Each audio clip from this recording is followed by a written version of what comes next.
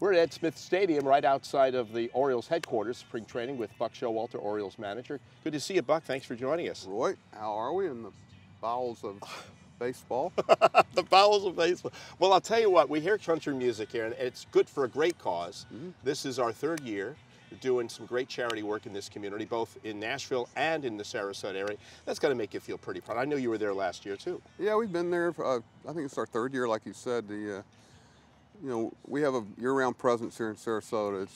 It's a give and take, and the city, I think, is very happy with our presence. We're happy of being here. It's eliminated a lot of excuses for us as baseball vagabonds for a while, and you know, our ownership and really worked hard to give us this facility. We're here in spring training, extended spring training, Gulf Coast League, Instructional League, Wow.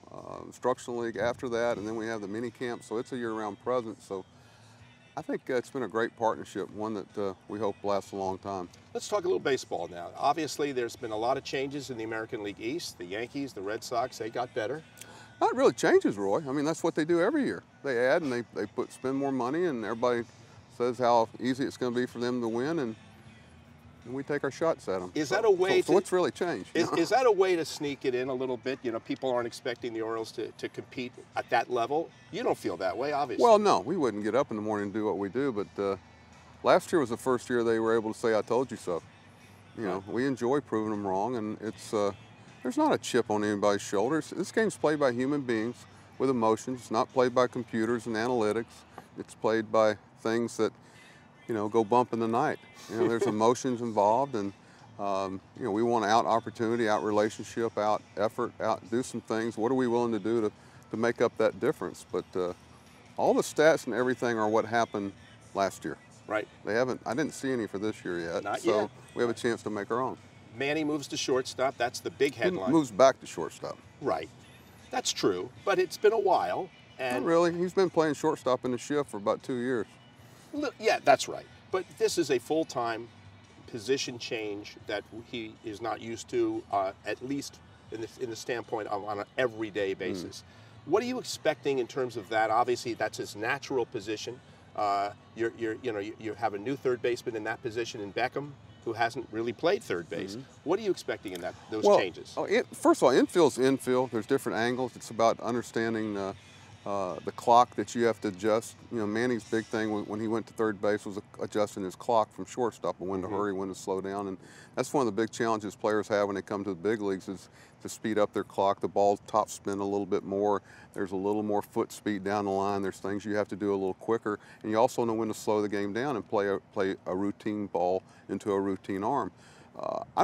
Manny's going to be able to do some things that shortstop not many people can do. I don't have any problem worry about him going back to his natural position, the one that he's had the most experience at to start with.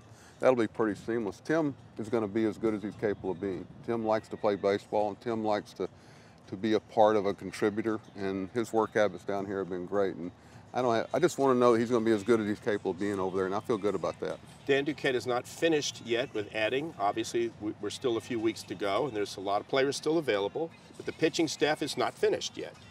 What do you feel about going in, your pitching staff as it stands as we speak?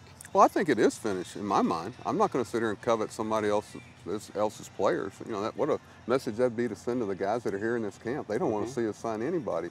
And every year somebody emerges. And for us to have the year we want to have, someone's going to have to do something that a lot of the experts, so to speak, didn't expect. I don't think Mike Wright or Gabriel Yanoa or Hunter Harvey or,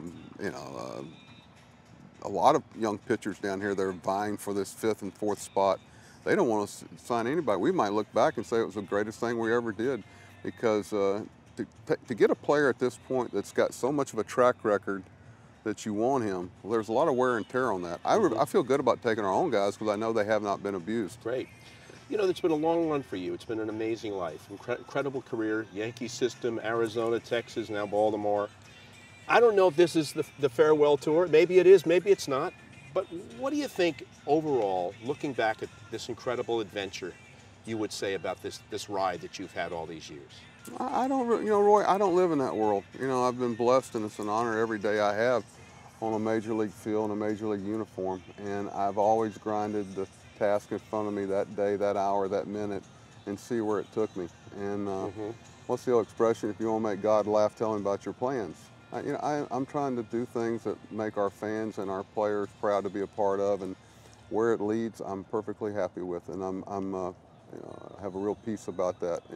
I think we have a lot of people here with a pure heart and real sincere about doing the right things. Buck, it's always great to see it. Have a great year. All right, Roy. Thank you. Buck Showalter.